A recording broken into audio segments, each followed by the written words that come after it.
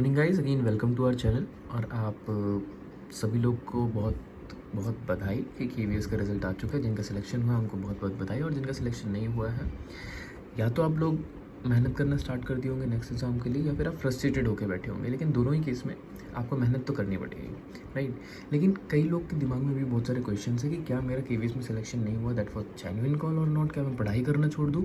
इसी चीज़ की वजह से मुझे वीडियो बनानी पड़ रही है कि कई लोग इसलिए परेशान हैं कि यार इतनी धांधली होगी तो हम लोग अपना एग्ज़ाम कैसे फेस करेंगे। जो बंदे चीटिंग कर रहे हैं उनका सिलेक्शन हो जाएगा, हमारा कभी नहीं होगा। तो क्या जेन्युइन बंदों का होता ही नहीं है? क्या हमारी कैटेगरी नहीं है तो सिलेक्शन नहीं होगा? तो ये सारे डाउट्स को लेकर कैंडिडेट कई बार परेशान हो जाता है और पढ़ाई नहीं कर पाता। तो चलिए हम लोग बात करते हैं KVS के रिज़ल्ट 2022 का जो एग्ज़ाम हुआ था, जो कि 23 में कंडक्ट कराया गया था, वैकेंसी 22 की थी। उसमें सिलेक्शंस कैसे हुए हैं, कट ऑफ कितना गया है, कट ऑफ ज़्यादा क्यों गया है अनरिजर्व्ड का। और क्योंकि हमारे चैनल फिजिकल एजुकेशन का है तो हम लोग सिर्फ P&HE की बात करेंगे। मैं बाकी चैनल्स की तरह नहीं कि सारे PRT VRT सब की बात करूँ और सब्सक्राइबर्स गेन करूँ।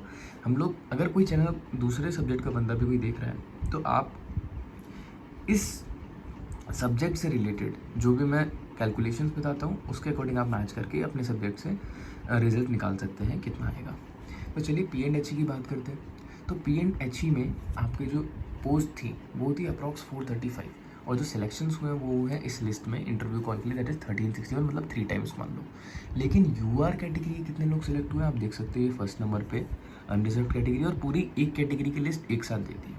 तो अगर हम लोग देखें तो UR कैटेगरी P&HE में कितने लोग हैं, so it will come out to be, wait a second,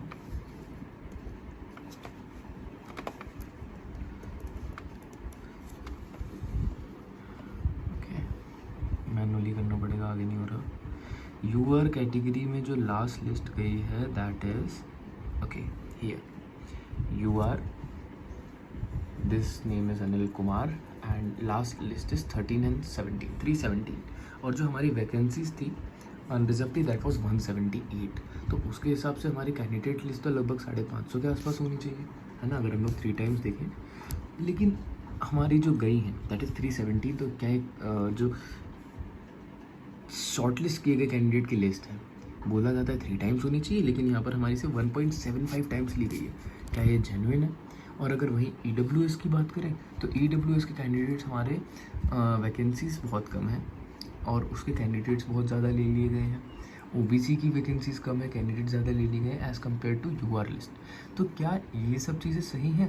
तो इन सब को देखते हुए आपके दिमाग में कुछ डाउट आ रहे होंगे, जो कि मैंने भी फील करे हैं। वीडियोज़ में एज सच बनाना नहीं चाहता था, लेकिन ये डाउट्स जेन्युइन है, तो इनको लेके क्लियर होना बहुत इंपॉर्टेंट है। तो ये डाउट्स कौन कौन से हो सकते हैं? सबसे पहला, UR का जो कट ऑफ गया है वो 113 गया है, और जो कि बाकी कैटेगरी से बहुत ज़्यादा है। तो ये कैसे चला गया भाई, क्या हुआ है, ये धांधली की वजह से तो नहीं हुआ? सबसे पहला डाउट। दूसरा, UR की जो लिस्ट है वो इंटरव्यू में सिर्फ 1.75 की क्यों उठाई गई है लास्ट कैंडिडेट, जबकि 3 टाइम्स था। थर्ड इज़ EWS की 43 सीट्स होने के बाद भी 5.58 टाइम्स कैंडिडेट्स को पिक किया गया है।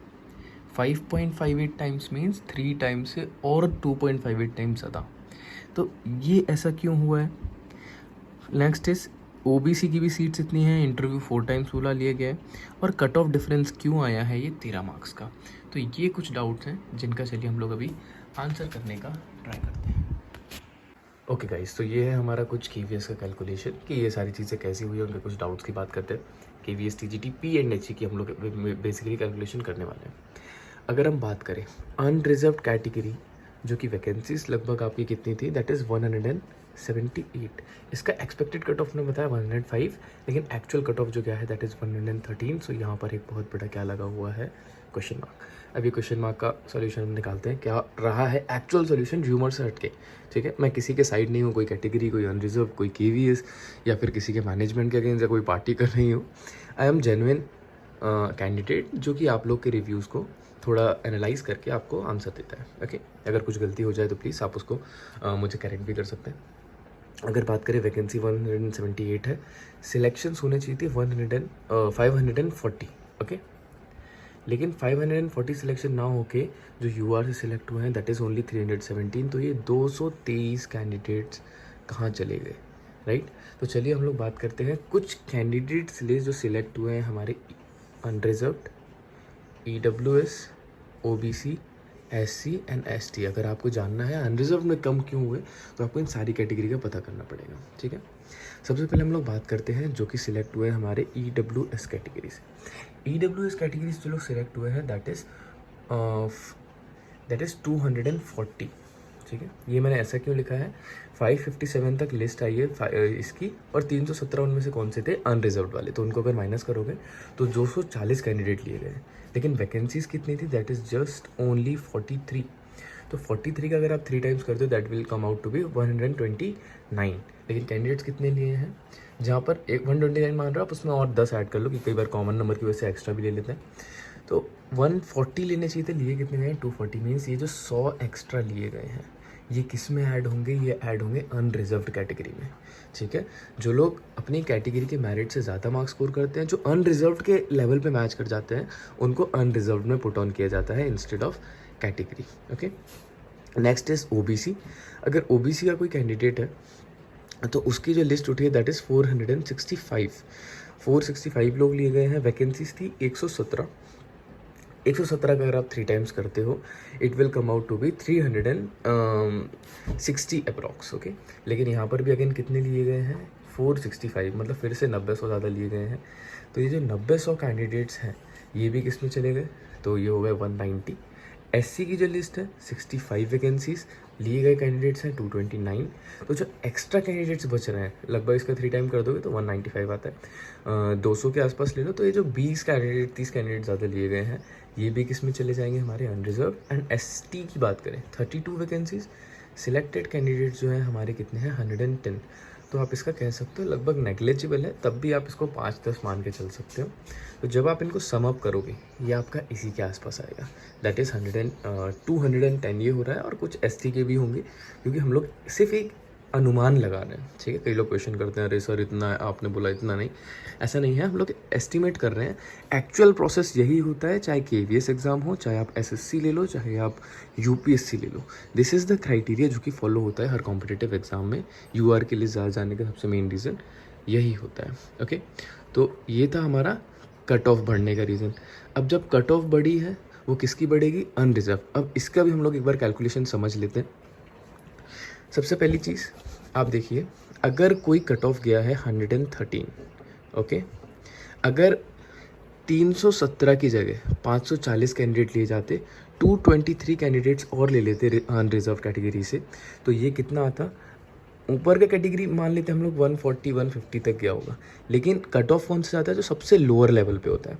अब लोअर लेवल कौन सा उठा लिया इनने, ये कौन से नंबर का कैंडिडेट है, ये कैंडिडेट है हमारे 317 नंबर का।